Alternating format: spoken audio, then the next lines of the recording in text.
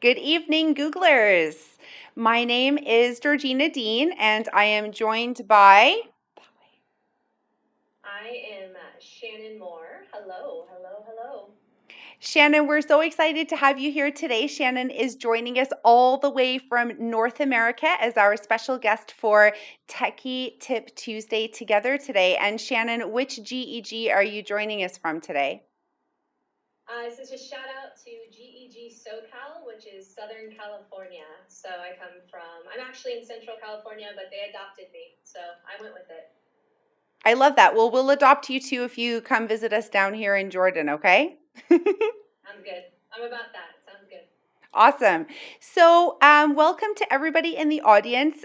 Shannon I briefed her very briefly before we went live, and I'm just going to mute my video momentarily while the video stabilizes. But basically, to let you guys know that we just found out in Jordan a few hours ago with the announcement on the TV that we are going back into lockdown in 48 hours. And so, I know, Shannon, you've been learning from home. It's been online learning for what, a month and a half now for you? Yeah, we actually started second week in August, so it's been about nine weeks actually, over 2 months that we've been in online learning, full distance learning.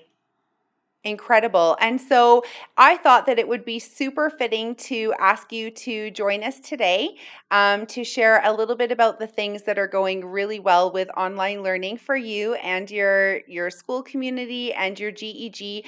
And let's just think about some top tips and some strategies that our educators might be able to take advantage of here in Jordan as well, because as of Sunday, we will all be in online learning. And so we're looking forward to supporting the community. So guys, I'm going to go ahead and mute my video just until the connection stabilizes. I imagine, Shannon, that everybody is currently online at the same time right now, trying to figure out what the next steps are for them. And so our connection may not be completely stable, but that's okay. So Shannon, maybe we'll go ahead and start with you. You could let us know, how is it going over there with online learning? What are your favorite things about being able to support your students online, and what is going well? What can we celebrate from your end of the world?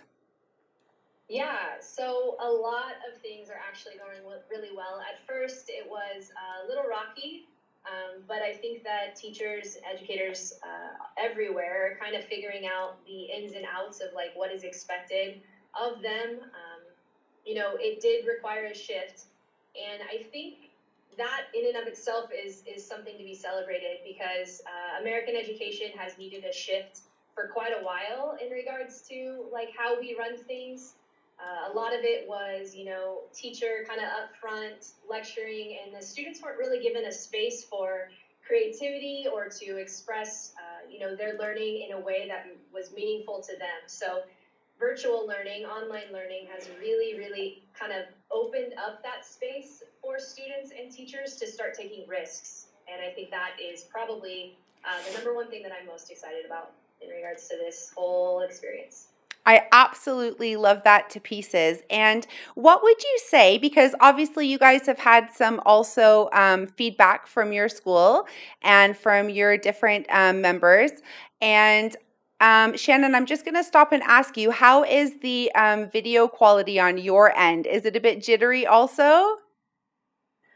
Looks like, honestly, in general, I haven't had a ton of issues, but I know that access to Wi-Fi for a lot of our students has been an issue. And so not so much the video quality, but like them just being like dropping off of the Zoom calls or the meets. And so, um, it's taken a lot of resilience and patience on the end of the students to really kind of troubleshoot and figure out, what do I do now that I'm not on anymore. And at first they were just kind of staying off, but it's cool to see the resilience build, and they're just popping back on, and it sometimes happens 3 or 4 times, but yeah, it's definitely a struggle, something we struggle with for sure. And do you think teachers are feeling quite feeling quite comfortable, or did it take them a long time to get used to coming in and out and restarting and helping their students restart their calls as well? What's that experience been like for educators and students? Yeah, no, at first I think a lot of frustration because once again, this is all really new to us. Online learning is not a thing that really is happening in our areas, or was it before? So it took some adjustment.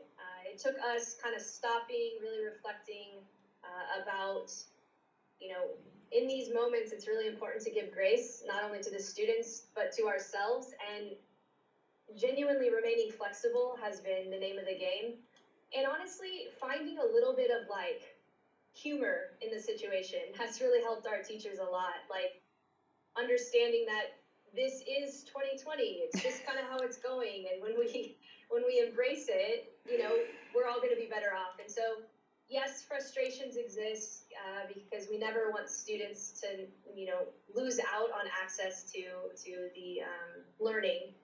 But I think with a little flexibility, educators have really kind of adjusted, and a lot of people are making like videos and tutorials about like if you get pushed, what can I do to get you back, or how do you get back, and pushing that out to students kind of helps give them a guide when the teacher has a plethora of other students in the classroom.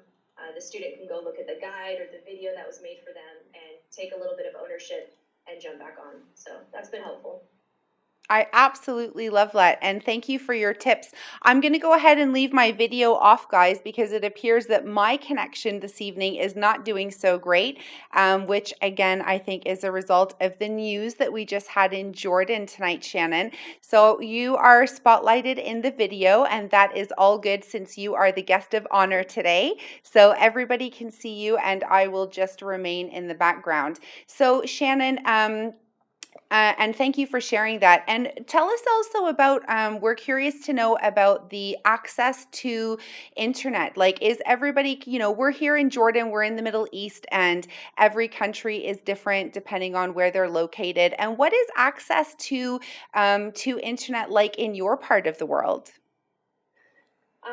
Honestly, it isn't great. I think that we hear more often than not this idea that, so many students are left without access to Wi-Fi. And I know our district, we have become an internet service provider, our own internet service provider. And so we're popping up Wi-Fi towers that are going to be going up all over our city to try to, enable more access. But there's places where hotspots aren't cutting it, and so I know a lot of districts are trying to work with the different internet service providers to try to offer something. I know there's a lot of like organizations that are coming alongside districts to try to help out, but it's a work in progress, and this is the first year where COVID has forced my district to be a one-to-one school. We were not one-to-one Oh, initially. Yeah, and so it's a good thing in a sense that now every single student has access to a Chromebook, and if they needed a hotspot, but we still have a long ways to go, and there's a lot of districts that don't have that, and so it's unfortunate and it's sad because so many students are losing out on that equitable access to the internet, and therefore are struggling to kind of stay on top of their learning. So hopefully there's some transitions as the years continue on, or as we continue, but a lot more needs to be done, I think, and it's always going to be a struggle, I think. no, thank you so much for sharing. It's so always interesting for us in this part of the world to know that that we're not alone. And I know that anybody can turn on the news and listen and watch and see that it's happening. But actually, schools and are all in similar situations. There's probably only Yeah. I know probably we can count up to 5 on one hand different scenarios that we're all in for distance learning or hybrid. And so it's just good to know that the access is not only an issue for us down here in the Middle East, and that it's so great to hear though that your community is starting to do something about that over in that part of the world. So it's really nice to hear. And for those of us who are here in Jordan who are going to be starting online or distance learning again on Sunday. See, because for us, Shannon, how it's been the last few weeks is that students who were, and I know you guys work in grades in North America, we're at a British school and there are also American schools here. And then, of course, there's the local Jordanian schools that all are part of GEG Amman. And so, oh, and shout out to Sadar who's joining us. Sadar, let us know where you're joining from. I know we've connected on Twitter before, so it's really nice to see you. I'm in the background since my video connection is not doing so great today, so you get to see the lovely Shannon. So yeah, it's great to have you join us. I think Sadar's from the Middle East. I think Turkey or Saudi. He'll let us know soon in the chat, I'm sure. So yeah, that's wonderful to see. But yeah, and so basically the last few weeks we were students who were grades 5 to 11 were all learning online. And so the top 2 grades of the K-12 school and the bottom 4 grades were in school with their teachers, but they also had the option to learn from home. So yeah, it was quite interesting. And oh, that's right. That's why I was confused by 2. Sadar said he's from Turkey, but he's now in Saudi Arabia. So that explains my actually pretty good memory then. Not too bad at all. Do you know anybody from Saudi Arabia, Shannon? I don't. Honestly, I'm ashamed to say that my kind of my spread across the world up until recently has been very, very minimal. But I'm, joining Global GEG and meeting a bunch of different people. I've really expanded my horizons, and it's really kind of, spurred an interest in me to like really reach out and get beyond my community. I've always been interested in different cultures, and so this has been like a really cool, experience. I'm learning a lot, which is really neat. I'm so excited you mentioned Global GEG, Shannon. So let's give them a big shout out. Who is Global GEG? So Global GEG is a kind of a combination of a bunch of different Google educators, a bunch of groups from all over the world coming together and really striving to, learn from each other and promote the awesomeness that is everything googly. And so it's a really cool, it's a cool experience. Yeah, we know you love the googly part.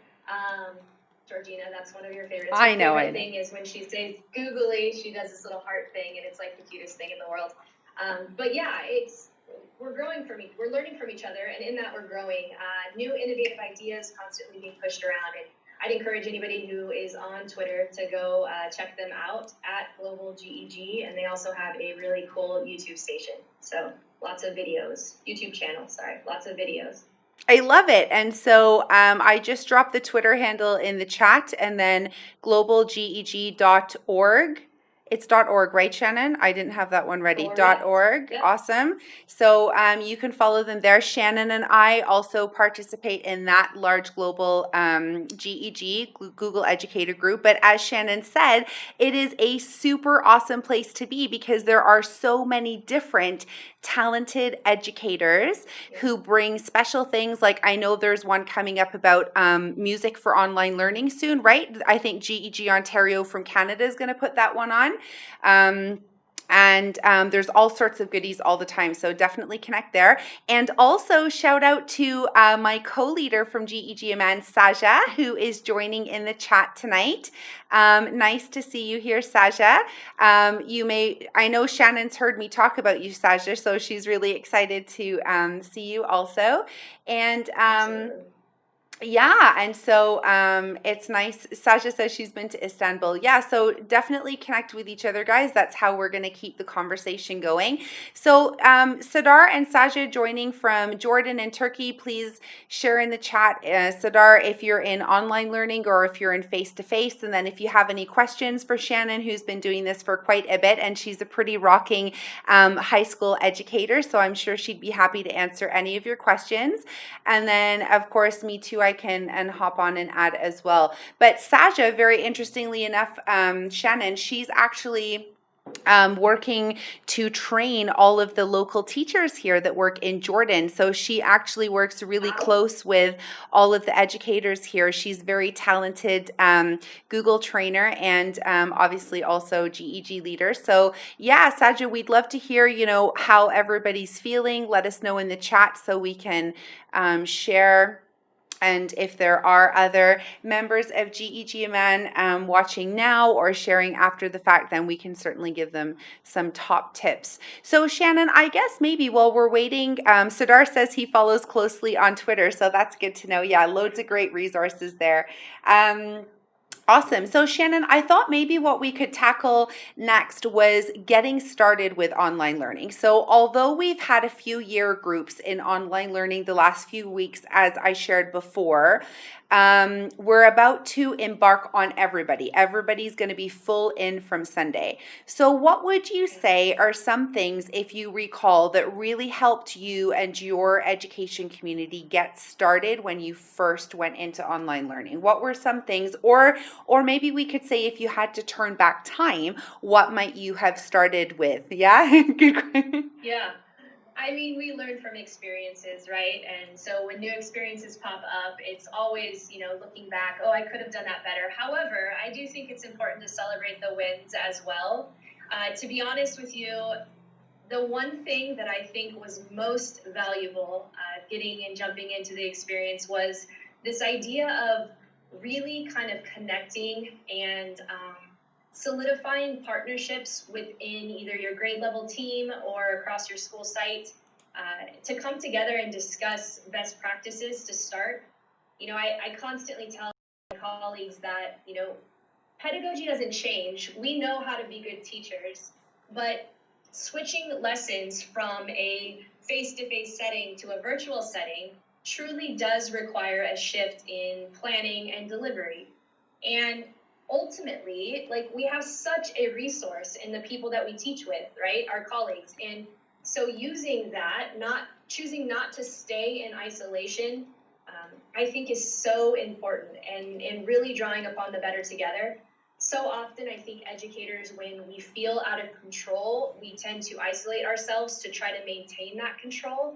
And the reality is there is no control over what's going on other than we can control our classroom. But if we join together, ultimately multiple heads are better than one, right? And so we can move forward having confidence, knowing that we aren't alone in this, even though it feels alone, and that we can really kind of, there's so much time that goes into it, into prep and all that. And so if we can split the labor, then, we'd be better off. We'll be better off. And I think that was really beneficial in the beginning, a group of, grade level teams coming together and really just dialoguing, collaborating and figuring out how are we going to move forward with pacing, who's going to be in charge of what, how can we draw upon, the resources that are out there. So I love that. And so that whole idea of your professional learning network, I think you shared my favorite hashtag, which is better together. And so definitely this is part of it, because actually Shannon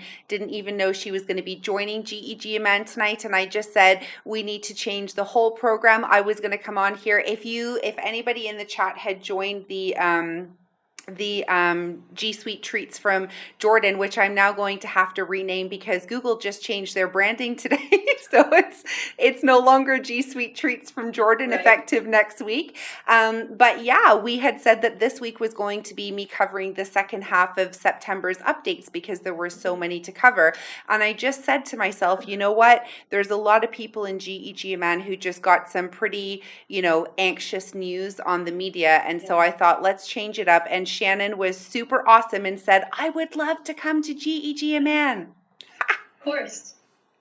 I actually have followed your guys' journey since I've known you, Georgina, and try to jump onto the different streams that GEGMN does, because like I said, we're all learning from each other. And so to see the different perspectives from across the world really has enhanced, my life as well. And so it's awesome to be here today. I'm really excited about it. No, thank you. We are so excited. And Sasha is saying, nice to meet you as well in the chat, Shannon. And definitely you guys will be connecting. She is on Twitter, our lovely Sasha, super talented girl. She's actually an engineer, so we can learn a lot from her as Wow. far as technology goes. Yes, absolutely.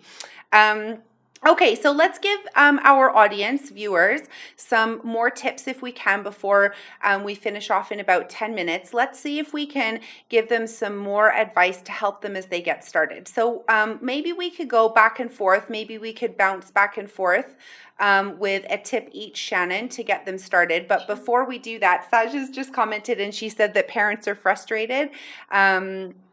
Later, students might enjoy learning online at the beginning, but maybe not later. And then they ended up saying that they preferred online instead of face-to-face. So Saja's right. There's a lot of back and forth in Jordan. So here in the Middle East, the parents are very happy for their students to come to school. And obviously, most students around the globe are happy to come to school, right? Because they miss their friends. So maybe that's actually not just a Middle Eastern thing. I don't know what your take is on that. Maybe because you live over in the other part of the world. Let me know. Yeah, no, it's the same exact thing.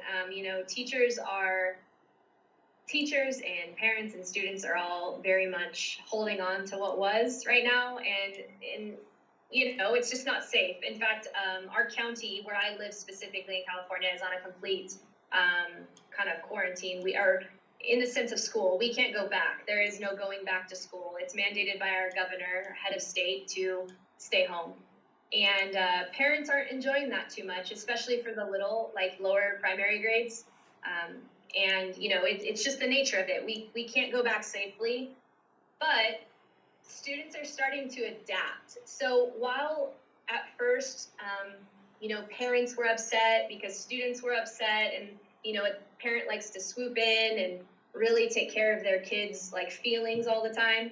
I think that we're finding that students are starting to adapt to the online learning now, and so the frustration levels are less and less and less every single day. And so when students are happy, parents are happy. And I think that while we all want to be face to face, because I want to hug my kids, I want to high five them, and kids want to see their friends. It's one of those things where I think if we give it some time and start to establish new routines little by little in our classrooms, students will start to adapt. Happy teachers make happy students, which ultimately make happy parents. So that's ultimately the goal, I think. I love everything that you just said there, Shannon, mostly about celebrating the positive things that have come out, right? And that people are starting to adapt. Because I think actually it's just in our natural humanity that we adapt, right? We adapt to circumstances and new situations much easier. So I think that is definitely the case.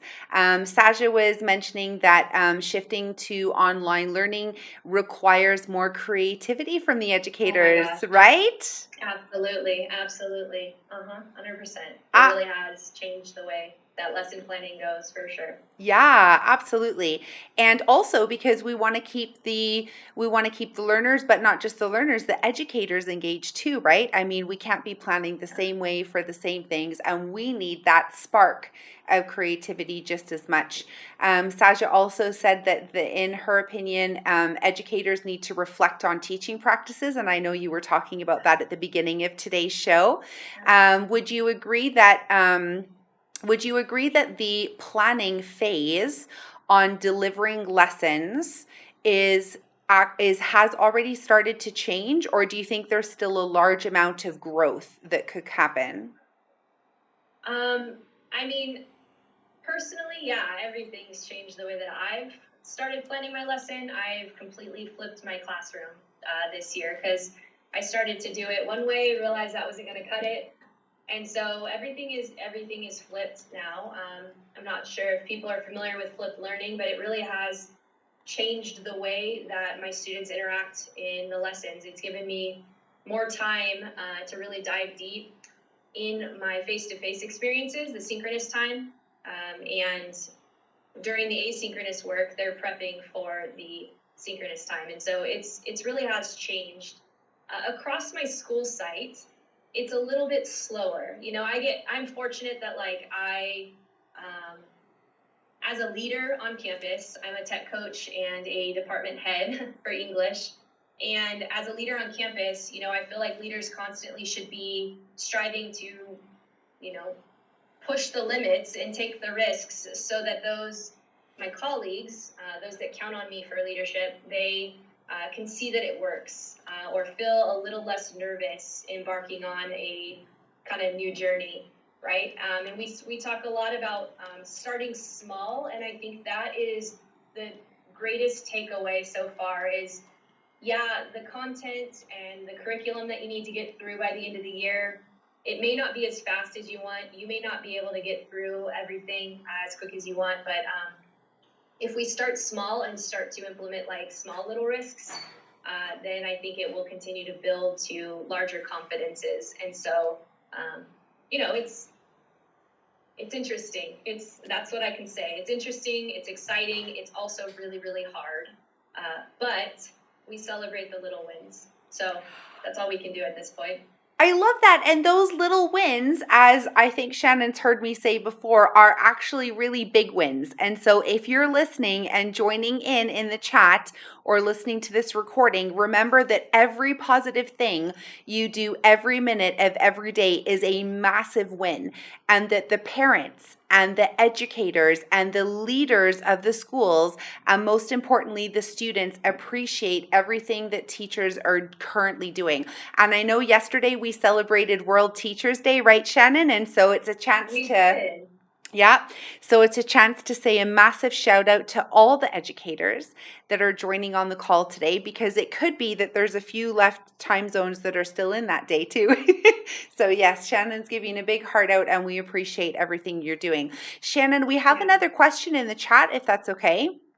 Sure. Sadar is asking about, so he mentioned in the chat that he's in a hybrid model, and so they're there twice a day, and then the children, especially in like KG, which is like kindergarten, they come for a short period, and he agrees that the parents are eager to send their students to school because that's difficult for them to manage. The question he has is that he says that a lot of schools over in Saudi Arabia are copying the face-to-face schedule, so looking at the timetable with online learning. And actually, I think we talked about that in Global the last few weeks too, right? Global GEG. So what is, he's asking, what do you think, Shannon? Do you think that's a good idea to have an all-day synchronous program? And I know you have some good advice to share with Sadar, so we are all ears. So thanks for the question. I really appreciate it. I don't know that I can answer it completely but I can give you my perspective. So my district schedules have been a thing. They've been a thing that we've been dealing with since the very beginning, and the district has decided one thing, and we have, as staff, as teachers, wanted another. And so we have a weird, even though we're all online learning, we are teaching pretty much all day long. They've split our classes in half, and I am on essentially Zoom calls on Mondays and Thursdays at the very least. Most teachers, Mondays, Tuesdays, Thursdays, and Fridays, from 8:20 to 3:25, which in my opinion is probably the worst thing we can do for students, if I'm being honest, because I think about how much fatigue I have for being on a video call all day long, and I'm a 34-year-old female, and I'm an adult and can self-monitor and self-regulate. Students don't have that capacity.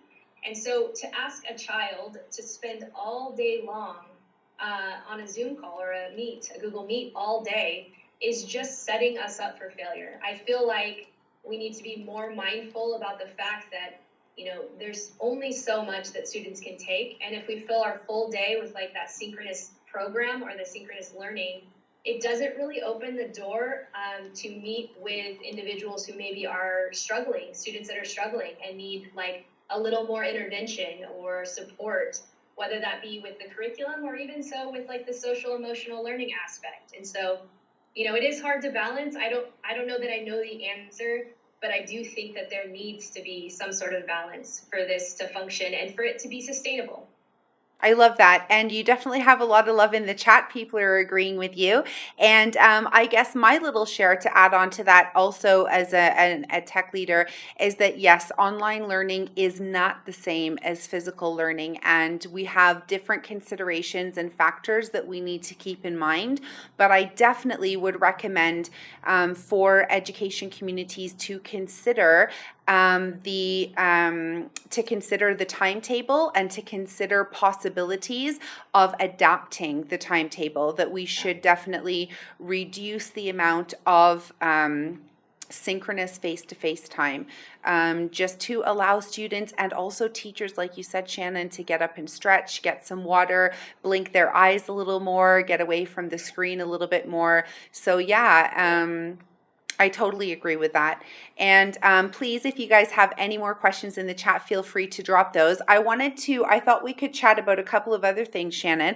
I wanted to ask about engagement, because I know you've been sharing some goodies in the global GEG community, as well as, things that have been working really well with your classes. And I thought, hey, let's have some more ideas about how we can engage our students in online lessons when they're in the lesson with us. There's that whole question about whether they should have their cameras showing or not. And regardless of cameras showing or not, there's lots of different ways we can encourage our students to participate, right? So I thought maybe we could get you to share a couple things that you found have been really successful with your students. Yes, absolutely. I'd love to. And this is actually a really exciting thing to discuss. And because I think this is so as a tech coach, when I poll my teachers or survey my teachers, it's the number one thing that always comes up is how do I engage my students in a face-to-face setting? Like, I have had this conversation countless times about, should my students I should make them have the camera on. And I just don't find that equitable. And I think that some students, that does not create a safe learning space. And so students should have that option. And ultimately, I ask my teachers to consider, why do you need them to have the camera on? Is it for their learning, or is it for your comfort? And so that's number one, and we discussed that. And then once we get over that hump and they realize they don't need to have all the students' cameras on to be a good teacher and to engage, then we talk about some things that we can do to engage those, specifically those learners and those that do have their cameras on. I guess my number one tip, and I'd love to hear some from you too, Sure. Georgina, but my number one tip I would say is before you ask the students to share out or add to a discussion about content, specifically the academic side of things, set up scenarios where they can share out in a low risk setting. So start off with, a fun activity, like, are you more of a cat or dog person? Georgina has this really great this or that creation that she shared with me on Spark she can tell you about, but something so simple as, yesterday I asked, what's a tradition that you have in your family, right, that you are proud of? And some students, we started with this thing. I learned about this new feature called the waterfall chat. I learned it from a webinar I followed with Doug Fisher, Nancy Frey, and John Hattie, their distance learning playbook that they published. But it's really, really cool. So a lot of the time, students will use the chat in like a Zoom or a Meet, and when you pose a question, you say respond in the chat, right? And they will they'll all wait to see like what their friends or their peers are going to say, right? And so then as it starts coming through the chat, you're like, oh, okay, this is all the same thing. Everybody's just kind of copying everybody else. So we tried the waterfall chat yesterday. And what it is you ask the students to respond to the question in the chat, but you tell them do not send it. Just let it sit there, right? Just let it hang out. And I reminded them over and over again, like, it's going to be muscle memory to send it, but don't do that, right? So they type it out and it just sits there. And then you give them about, 45 seconds or whatever. And then you say, okay, everybody push enter in 3, 2, 1. And you see just this long stream of all these chat experiences thrown up into the chat. And then as an educator, you can go back and give voice to every single student, working through that, oh, I see that so-and-so said this, and saying their name is important because it gives them a voice and it allows you to recognize them. And then you get so much variety in the chat for those responses. And I think that can work with a low risk question, as well as with, a content question eventually when it becomes the norm. So. You got a lot of love for that. Sasha says she absolutely loves that in the chat. And I definitely love it because it's one book that I haven't got to yet. And so this concept is totally new for me, Shannon. So thank you for sharing new things with me. And I am Absolutely. also looking forward to trying that in my online lessons, maybe even tomorrow, because you all know I teach a few classes as well. So that's exciting. Now, Shannon, do you feel sorry, I just wanted to ask mostly because I'm going to be trying this soon then. Sure. Have you tried that often, or is that fairly new for you as well? Like, are students positive to that? Are they reacting well to the waterfall chat? Yeah, so honestly, I just tried it for the first time yesterday. And Yay. so it's a brand new thing for me. But I'll tell you what, the reception was high. They really, really liked it. They liked that I told them it's really about the teacher building it up, right? Like, hey, I get an opportunity. You're going to take a little risk. You're going to show the vulnerability of your heart. You're going to throw it out there. It may be uncomfortable, but like take that risk because I'm going to share it out and it's going to be something and you're going to see that nobody's going to judge you for what you have to say. And you're going to find, which we talked about after the fact, that when you don't try to build on somebody else or adopt somebody else's perspective, you already find when it's shared out that you guys are all kind of similar in your thought anyway, which helped build a little bit of confidence, right? And so I tried it with something non-academic. We did it actually twice yesterday. So I did it with the tradition idea, like what tradition do you have, which is really cool. And then I did it with an academic approach. And both times it was just amazing to see the level of thought or the level of vulnerability or the level of pushing the limits from the student's perspective that I haven't seen yet in the 9 weeks that I've been teaching. And I'm a big fan of the Zoom or Google Meet chat. I think it can allow for our introverted students to, have a voice throughout the conversation as well. And so it's cool. I'm excited to continue to use it and see if it's something that they continue to, appreciate or whatever. So. No, that is fantastic. Thank you so much for sharing. I'm really looking forward to giving that a go. I will throw out also a share for engagement. So along the same lines of what Shannon was saying with this or that, I want to just touch on well-being. And I want to say that the well-being part of your lesson, of anybody's lesson, should be priority at the very beginning. So before, hey, welcome to class, here's what we're learning about today. How about, hey, welcome to class, I'm so happy to see you guys. You guys look so great. And how is life going? And how are you enjoying your online lessons? And what did you eat for breakfast today? This was on one of my questions that I asked my students yesterday morning. What did you eat for breakfast? And guess what we found? Sometimes some students say they didn't eat breakfast. So guess what? It's a check for teachers to be able to know what can we do to support our students' well-being, right? Health and nutrition and these are all things that are top on the list right now during this current pandemic. So yeah, my top tip is well-being questions first. Yeah, so we'll head back to you, Shannon, for tip number 2. We'll just do a couple tips each and then we will wrap up for the evening. But I think this will help a lot of people who are watching in after in Jordan. So thank you for that. Sure. Another piece of engagement, I'll go ahead and talk about that as well again. Another piece of engagement that I find really fun for the kids is I use a tech tool called Wheel of Names, wheelofnames.com. And Georgina does too. I see her getting excited on the back screen. She does too. And it's a wonderful thing because you can customize, you put the kids' names in, and you can actually save the lists. And in the center, you have the capacity to add a picture. So it can be of anything. So right now, my Wheel of Names has a picture of me in first grade because the kids like to see a little glimpse into my world as well, right? It's important to be vulnerable in that and share yourself to them. And so when we do the Wheel of Names, the way that it works is essentially you just put their names in a list, you click and spin the wheel, you can customize the color. Oh, there it is. You can customize the color, you can customize the sound and the music that plays with it. And then when it finally chooses a name, which you'll see in a second, you You can also customize how long it takes to spin, depending on timing. And then when it chooses a name, it like celebrates. It pops out, and you can see the name celebrated.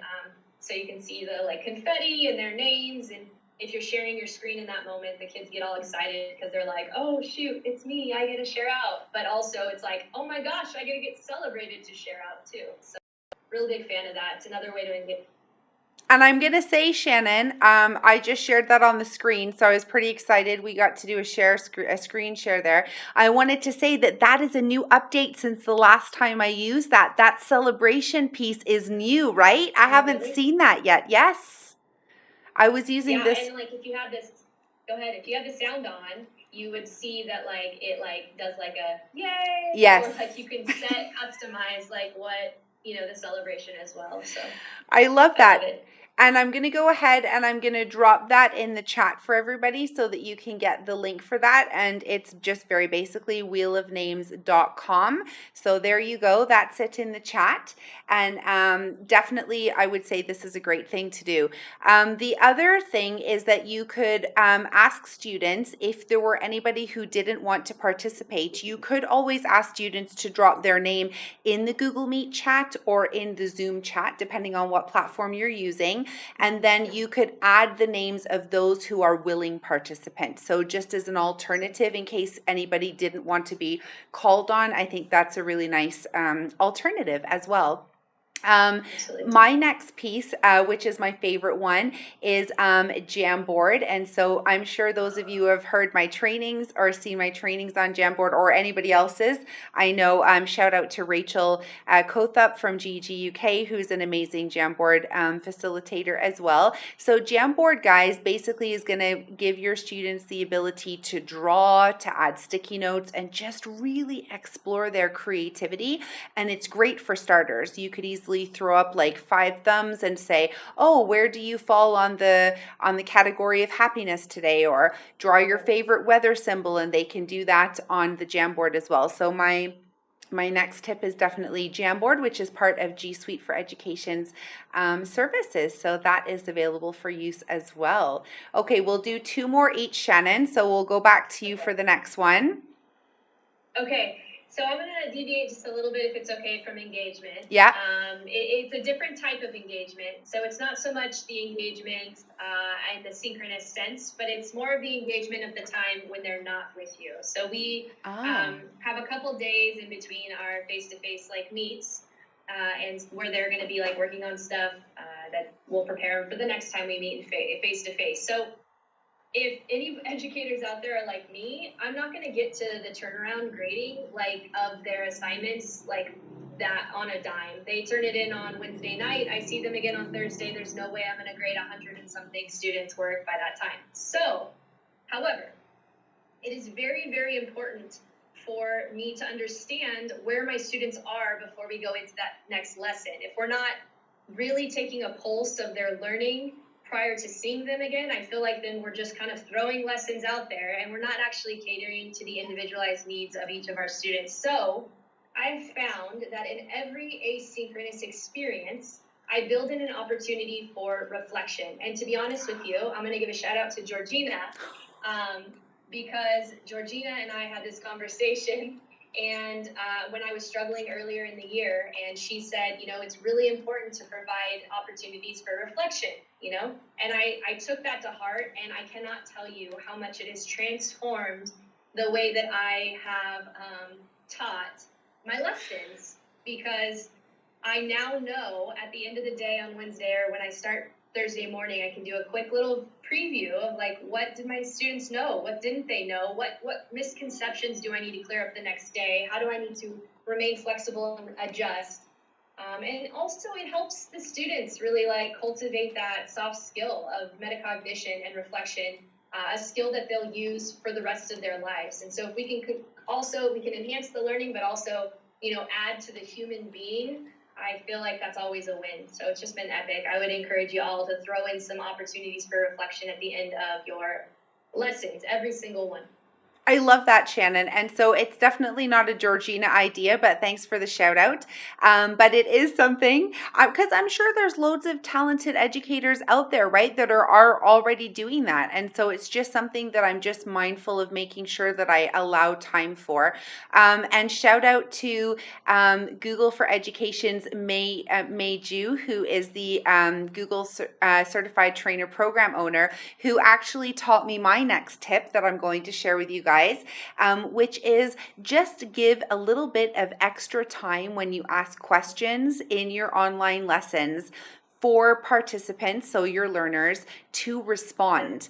And I learned that just recently from May. May was on, I don't remember, one of our training sessions, I guess, and she was saying like, yeah, I just am waiting an extra 10 or 15 seconds because maybe just that one learner needs just those few extra seconds to decide, yes, I want to participate, right? Absolutely. I absolutely agree. And sometimes it's hard for teachers to give that space, right? Because we're often uncomfortable with silence. But you're right, there are those learners that process a little slower, and they still need to build up the confidence to share. And so, yeah, I think that's really smart. I like that a lot. And I like how you touched on silence there, Shannon. It made me think immediately that for educators who are feeling uncomfortable with the silence, you could always fill it with encouraging statements like, I'm just going to wait a couple extra seconds, or I know there's somebody going to volunteer soon. And you can just throw those little tidbits in at a really slow pace just to fill that time a bit, right? Yeah, and the great thing about the virtual teaching on via Zoom or Google Meet or whatever is like, you can also kind of in that same vein say, I see your face. Like I'm reading your nonverbals. I know you want to share. I know it's there. I see it, and you may not be talking to anybody in particular, but that one person is going to be then motivated to say, oh, she sees me. Like she knows, okay, I can do this, So absolutely. I love that. I love that a lot. Yeah, and I love that statement too. So I definitely think we have loads to share now. Okay, so we're down to our last share for the evening, Shannon, or I guess it's your morning. You're 10 hours behind us here in Jordan, right? So you're still in the morning or lunchtime soon, Yep. maybe? I Yep. think. Yeah. Okay. So it's back over to you for your next tip, and I think, or is it my turn? I don't remember now. I think it's my turn. I think you just did the May tip. Yes, So go I'll ahead then. put the Yeah. silence in. Okay, good. Okay. I guess my final tip. Oh my, I've given so many. Okay, my final tip is packaging matters for your asynchronous work. So if you're going to Ooh. expect, yeah, it's really has kind of been a very important thing I've been focusing on. A lot of the time when we use an LMS, whether it be Google Classroom, Canvas, Schoology, we think that every single little assignment, even if it's just a quick write or a couple math questions, or you just want them to do a quick little drawing, whatever it may be, we think that we need to assign those like separately as separate assignments. But here's the thing. I think that perception matters, perspective matters. And so when a student, specifically I could speak for high school, when a high school student looks at their learning management system and their calendar says they have 15 assignments due in a couple days, even though like 12 of those might be, or 5 of those might be like small couple question, math questions or whatever, their brain's going to shut down. They're going to get overwhelmed. Normally in a face-to-face, they're used to doing 20 questions a night. But when they're assigned that and it's a different experience, like a different lesson every single time, it gets overwhelming. And so what I've learned, or what I'm trying to do, is I'm really taking Google Slides. Google Slides is exceptional for this. And Slides Mania, shout out to you, Paula, for giving us awesome templates. But I'm taking my Google Slides and I'm taking my slide deck and I'm actually linking from my LMS system. So students don't need to go find it in the LMS to complete it. They can stay within the same slide deck and just link out. And they know that once they turn in that full slide deck, that is enough, that they now have turned in their one assignment. And so I think it's just really important for how we package things and throw things out to students. You got a heart in the chat. I am telling you, you got a lot of love for your instructional design comment, Shannon. See, I knew you and Saja were going to get along right away. See? Yeah, we're going to definitely connect after this on Twitter for sure. That is awesome. And it is so important. It actually loops back also to our first thing that we were saying about that question from Sidar about timetabling, right? And so it's that whole idea packaging is not just with the design of the lesson, but also the time of the lesson. And Yes. this is actually something that I've been focusing recently on is time and space, and how are we utilizing that to be mindful of the students' learning and well-being. So yeah, big wins for both of those comments. So thank you for sharing, Shannon. And Yeah. Sasha's very happy with your shares, so that's really good. Okay, cool. So I guess my final share is something to help everybody not feel overwhelmed. And so it's part for educators and part for students, and it is top 5. I would say that when you are thinking about your designing your lessons, I would say keep your top 5, and I say 5 because there's 5 days in the week. So if you have your top 5 favorite different apps, you can rotate those educational technology tools, and you don't have to overwhelm yourself with keep adding new ones every week.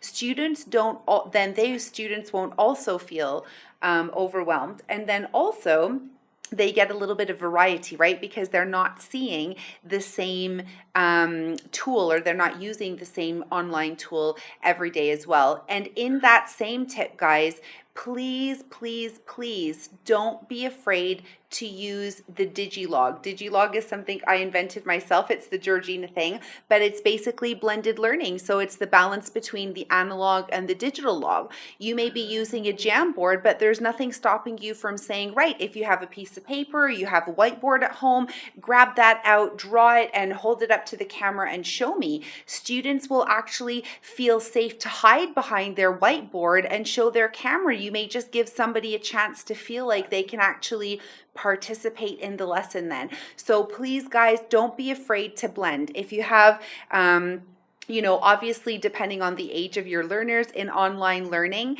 and as long as parents are supporting that, you can tell them, like grab a pack of dried noodles and do your maths on the table and just tilt your camera down to show me what you've done for adding your 2 plus 2. And so there's tons of options. You just have to be open to let your students be free to choose what they're using to achieve the objectives that you're hoping to help them build. That's it. Absolutely. And I love that so much. I think so many teachers are like, it's all or nothing, right? And it's like, well, no, like, let's not destroy everything. Let's embrace all of it, right? And I love the simplicity of just focusing in so as not to get overwhelmed. I think that that's something that, we need to hear more often. So Yeah. thank you. And it was somebody else who from Global GG, I think it was Patrick Hausman. So shout out to him from GEG. Oh, this is not going to be good. Is it Pennsylvania? Where's Patrick from? Shannon, help me out. West Maybe not. Virginia, West Pennsylvania. Virginia. No, it's West Virginia. Yes, you're right. West Yeah. Virginia. So shout out to Patrick. And he talked a lot about in one of our book studies, actually deep diving the current app that you have. And so the educational technology or whatever tool it is that you're using, guys, there's no reason that you need to leave that immediately now that you've used it once. No, you can explore. There's so many different ways. I remember the first time I shared my Jamboard tips, everybody, I think it was shared out a lot by Twitter, and they're like, oh, I never thought to use Jamboard in those ways. And Jamboard is so simple, right, Shannon? A little whiteboard, a couple of tools only, but look how much you can get done with it, right? So guys, don't be afraid to just stick with a few that you feel really comfortable with and use them in creative ways with your learners. Saja says in the chat, less is sometimes more. And I couldn't agree more, Saja, right, Shannon? I agree wholeheartedly, and I know you're trying to be simplistic, and that's the message. But if you're not using Jamboard, you have to use Jamboard. Talk to us, reach out. We would love to show you because genuinely, it has been life changing during online learning because it allows for monitoring from the teacher's perspective, and it allows for a voice for every single student, and that's ultimately the goal, right? So I love it so much. And I was about to say G Suite, but now it's become Google Workspace. So Google Workspace have done such a great job with that feature update in Jamboard. This was it this month or last month they put in the shape tool and the text tool. And Saja reminded us that there's also the Jamboard directly in Google Meet now, which helps teachers a lot, right? So that's super cool. I'm so excited. I didn't tell anybody in GEGMN yet, Shannon. That's why I'm whispering now, you see? I see, yes. But it is awesome. Awesome. Good stuff. It's really cool. And we will definitely be back on Tip Tuesday next week to share the rest of those the rest of the Google Workspace updates that just it sounds funny, guys, but literally, like, what was it, Shannon? Like a couple of hours ago they announced on social media. So I'm doing good to try to remember to switch the name over. So they've rebranded to Google Workspace, which I think is pretty cool actually, right, Shannon? It makes you think of these actual tangible tools that help us to collaborate. So I love it. It's like really creative space actually. I'm liking it a lot. What about you? Well, yeah, I mean, it's new, so brand new, so I haven't dove in. I'm going to have to tell my staff, our colleagues at my site. But I did read, though, that the Google for Education accounts, it's going to be a little bit of a slower rollout. But so that's cool. We have a little time to adapt and get out in front of it. But I'm really excited. I love the new designs. I think the new icons are really cool. So it's very, very exciting. So we can't wait for that. And Saja also says that she can't wait for Q&A and polls. Yeah, those are coming, Saja. Very exciting things that are coming for the Google Workspace. So yes, awesome. Okay, guys. So what we're going to do is it's been an hour. I'm really grateful for Shannon for joining us for a whole hour because I initially told her this is a quick 30-minute Tip Tuesday together. But, you know, I think you've helped a lot of people today, Shannon. And I know, as Saja can probably vouch in the chat, that there are a lot of GEGMN members who actually watch after the fact asynchronously. And so I know they're going to be so grateful for all of the tips you shared today. So thank you so much for joining us. And I wanted to give you a chance to give any shout outs before we go, since you kindly joined us. Yeah, if there's anybody or your social media channels you'd like to shout out, please feel free so that we can connect with all of your wonders. Yeah, I mean, I honestly can't tell you guys. I mentioned it earlier. So this is a shout out to GEG SoCal for adopting me and ultimately bringing me into Global GEG. It's been life changing. If you haven't checked out those Global GEG on Twitter, I encourage you to. I want to give a shout out finally to the distance learning playbook. I can't tell you how many good ideas that are posed in that text. Like, I've learned so much being someone who never really taught online. It's been great to really kind of dive in and get a different perspective. And it's all backed by research, John Hattie's research, which is just awesome. And so go check that book out if you haven't. They're also doing free webinars. So if you go to Corwin, Google Corwin Distance Learning Playbook, you'll see some webinars and you can actually learn from Hattie, Frey, and Fisher. So I'm going to shout that out. And yeah, thanks so much for allowing me to come on. I really, really appreciate it. It is us who are and better together. So it's awesome. Yeah, we are so grateful to have you here. And I'm just, while you're making your shout out, pulling up the book on Twitter to share on Google to share in the YouTube chat in case anybody would like to connect. Now, I'm pulling up the Amazon for okay, I found a link here to that book. So if you're interested in getting the distance playbook, it is available on Kindle. Now, sometimes, guys, the books are not available in Kindle in Jordan, but take a look and see if it's going to be an option for you guys or not. And the link is there. If you're able to get it, we definitely recommend. I actually purchased it and haven't had a chance to dive in yet, but I am really excited to getting started soon. So we'd like to let everybody know that again, Tip Tuesdays are going each Tuesday. Next Tips Tuesday is all about techie tips, and so we look forward to sharing the rest of the Google Workspace updates with everybody, as well as any new awesome strategies that will help you with your online and distance learning beginnings next week again.